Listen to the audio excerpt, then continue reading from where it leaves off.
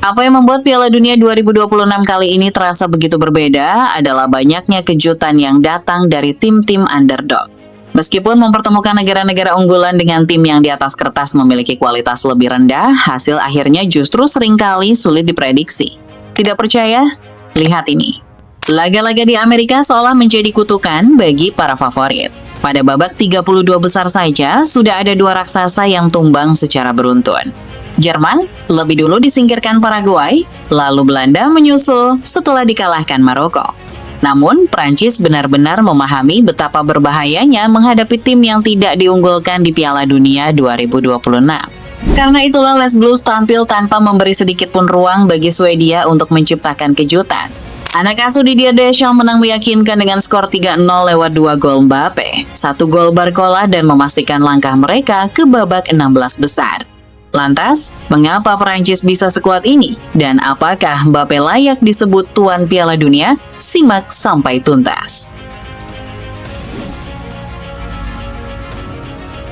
Prancis melangkah mulus ke babak 16 besar Piala Dunia 2026, dan salah satu alasan terbesarnya adalah kualitas luar biasa yang mereka miliki di setiap lini. Les Bleus diperkuat oleh deretan pemain bintang seperti Kylian Mbappe, Ousmane Dembele, hingga Michael Olise. Kombinasi pengalaman dan kualitas individu para pemain inilah yang membuat tim asuhan Didier Deschamps kembali tampil sebagai salah satu kandidat terkuat untuk meraih gelar juara. Kekuatan Prancis sebenarnya sudah terlihat sejak fase grup. Mereka tampil sangat konsisten dengan menyapu bersih seluruh pertandingan di grup I-nya. Senegal berhasil dikalahkan dengan skor 3-1, Irak dibungkam 3-0, lalu Norwegia ditaklukkan 4-1. Hasil sempurna tersebut memastikan Prancis melaju ke babak 32 besar Piala Dunia 2026 dengan status sebagai juara grup I-nya, sekaligus mempertahankan performa impresif mereka sejak awal turnamen. Perjalanan hingga babak 32 besar juga diwarnai dengan dua catatan sejarah yang menunjukkan betapa dominannya Les Bleus. Prancis menjadi tim pertama yang mampu memenangkan 7 pertandingan beruntun melawan sesama tim Eropa di ajang Piala Dunia. Rekor ini menjadi bukti konsistensi luar biasa dari juara dunia 1998 dan 2018 di panggung sepak bola terbesar. Bukan hanya itu, Prancis juga menjadi tim pertama yang mampu mencetak sedikitnya 3 gol dalam 5 pertandingan Piala Dunia secara beruntun. Catatan tersebut semakin menegaskan betapa mengerikannya lini serang mereka yang dipimpin oleh Kylian Mbappe. Hampir di setiap pertandingan, Les Bleus selalu mampu menciptakan banyak peluang dan mengubah dominasi permainan menjadi gol. Prestasi mereka di fase grup pun memiliki makna yang lebih besar. Untuk pertama kalinya sejak Piala Dunia 1998, Prancis berhasil memenangkan ketiga pertandingan fase grup dalam sebuah turnamen besar. Menariknya, tahun 1998 juga menjadi momen ketika mereka untuk pertama kalinya mengangkat trofi Piala Dunia.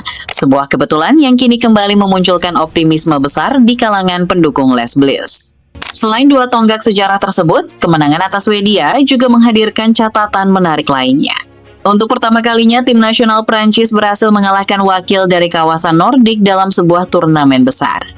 Sebelumnya, mereka hanya mampu bermain imbang 1-1 melawan Swedia di Euro 1992, lalu kalah 0-2 pada Euro 2012 dalam pertandingan ketika Zlatan Ibrahimovic dan Sebastian Larsson menjadi pencetak gol. Catatan itu akhirnya berhasil dipatahkan di Piala Dunia 2026. Bekal kepercayaan diri dan deretan rekor tersebut kembali terlihat saat Prancis menghadapi Swedia di babak 32 besar. Meski sempat membutuhkan sedikit waktu untuk menemukan ritme permainan, tim asuhan Didier Deschamps perlahan mulai menguasai jalannya pertandingan. Tekanan demi tekanan terus mereka bangun sepanjang babak pertama, hingga akhirnya berhasil menghasilkan gol pembuka yang mengubah arah laga.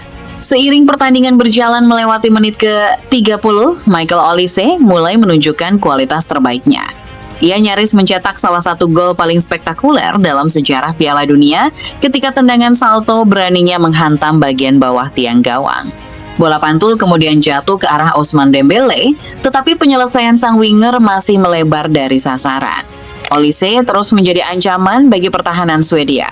Pemain sayap Bayern Munich itu kembali melepaskan tendangan melengkung yang hanya melintas tipis di sisi gawang, sebelum memaksa kiper Swedia melakukan penyelamatan gemilang lewat tembakan dari tepi kotak penalti. Dari situasi tendangan sudut yang dihasilkan, Prancis akhirnya berhasil memecah kebuntuan. Skema tendangan bebas yang dirancang dengan rapi melalui kerjasama Olise dan Dembele di sisi kiri berhasil dimaksimalkan Kylian Mbappe yang lolos dari kawalan Victor Gyökeres sebelum melepaskan tendangan keras yang tak mampu dihentikan ke sudut jauh gawang. Memasuki babak kedua, Prancis langsung memperlihatkan mengapa mereka menjadi salah satu kandidat terkuat juara dunia. Mereka tidak memberi kesempatan kepada Swedia untuk bangkit. Michael Olise kembali menjadi aktor utama dengan melepaskan umpan terobosan yang menembus sela-sela kaki seorang pemain bertahan. Bradley Barcola menyambutnya dengan penyelesaian indah yang membawa Les Bleus unggul 2-0. Olise sendiri sebenarnya beberapa kali nyaris mencatatkan namanya di papan skor, tetapi tendangan melengkungnya kembali digagalkan penyelamatan gemilang kiper Swedia. Sementara sundulannya setelah menerima umpan terobosan pada menit-menit berikutnya juga masih mampu dihalau. Meski belum berhasil mencetak gol, Olise terus menunjukkan betapa besarnya pengaruhnya terhadap permainan Prancis. Ia kembali menjalankan peran kreatornya dengan sangat baik lewat umpan terobosan yang presisi, yang kemudian diselesaikan dengan tenang oleh Kylian Mbappe untuk memastikan kemenangan 3-0 saat pertandingan menyisakan sekitar 15 menit. Hasil tersebut membawa tim asuhan Didier Deschamps melangkah ke babak 16 besar, di mana Paraguay sudah menunggu sebagai lawan berikutnya. Jika Cristiano Ronaldo dikenal di seluruh dunia sebagai tuan Liga Champions, maka julukan itu bukan sekadar penghormatan, melainkan pengakuan atas dominasinya di kompetisi antar klub paling bergengsi. Berbagai rekor yang ia ciptakan membuat Liga Champions seolah menjadi panggung pribadinya. Menariknya, Kylian Mbappe tumbuh dengan mengidolakan Ronaldo. Ia menjadikan sang mega bintang Portugal sebagai inspirasi terbesar dalam perjalanan kariernya. Namun, seiring waktu, Mbappe tidak memilih menjadi Ronaldo berikutnya. Ia justru membangun warisannya sendiri. Jika Liga Champions identik dengan Cristiano Ronaldo, maka Piala Dunia tampaknya adalah panggung yang memang ditakdirkan untuk Kylian Mbappe. Laga melawan Swedia kembali memperkuat anggapan tersebut. 2 gol yang dicetak Mbappe membuat koleksi golnya di putaran final Piala Dunia kini mencapai 18 gol hanya dari 18 pertandingan. Catatan itu juga membuat penyerang berusia 27 tahun tersebut menyamai torehan Lionel Messi sebagai pencetak gol terbanyak sementara di Piala Dunia 2026 dengan sama-sama mengoleksi 6 gol. Namun, yang membuat pencapaian Mbappe terasa begitu istimewa bukan hanya jumlah golnya, melainkan kapan gol-gol itu tercipta. Piala Dunia selalu menjadi panggung paling kejam dalam sepak bola. Seorang pemain hanya memiliki 7 pertandingan atau 8 pertandingan pada format Piala Dunia 2026 untuk mengubah namanya menjadi legenda atau pulang dengan penyesalan. Tidak ada kesempatan kedua seperti di Liga Domestik maupun Liga Champions. Satu kesalahan saja bisa mengakhiri perjalanan dan memaksa seorang pemain menunggu 4 tahun berikutnya. Justru di panggung dengan tekanan sebesar itulah, Mbappe selalu mampu menunjukkan versi terbaik dirinya. Buktinya terlihat jelas dari catatan yang ia miliki di fase gugur. Hingga saat ini, Mbappe telah mencetak 10 gol hanya dalam 9 pertandingan babak knockout Piala Dunia. Sebuah angka yang menggambarkan betapa berbahayanya ia ketika setiap pertandingan menjadi penentu hidup dan mati. Semakin besar tekanan yang datang, semakin tajam pula penampilan sang penyerang Prancis. Pola yang sama ini sudah terbentuk sejak 2018 dan terus terulang. Setelah babak 32 besar berakhir, Mbappe telah mengoleksi 6 gol dan total 18 gol dari 18 pertandingan Piala Dunia. Saat ini, ia hanya tertinggal 1 gol dari Lionel Messi dalam daftar pencetak gol terbanyak sepanjang sejarah putaran final Piala Dunia.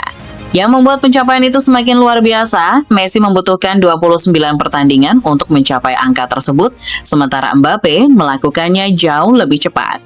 Lebih mengesankan lagi, 10 dari 18 gol Mbappe lahir di babak knockout menjadikannya pemain dengan gol terbanyak dalam sejarah fase gugur Piala Dunia. Inilah alasan mengapa banyak orang mulai percaya bahwa Mbappe memang dilahirkan untuk turnamen ini. Ada banyak penyerang yang tampil luar biasa di fase grup, tetapi menghilang ketika tekanan meningkat di babak gugur. Mbappe justru menunjukkan hal yang sebaliknya. Semakin besar tekanan yang ia hadapi, semakin berbahaya permainannya. Semakin dekat Prancis menuju gelar juara, semakin sering Mbappe menjadi pembeda. Fakta bahwa hampir setengah dari seluruh golnya di Piala Dunia tercipta dalam pertandingan yang kekalahan, berarti eliminasi menjadi bukti nyata kualitas mental yang hanya dimiliki oleh para legenda sejati.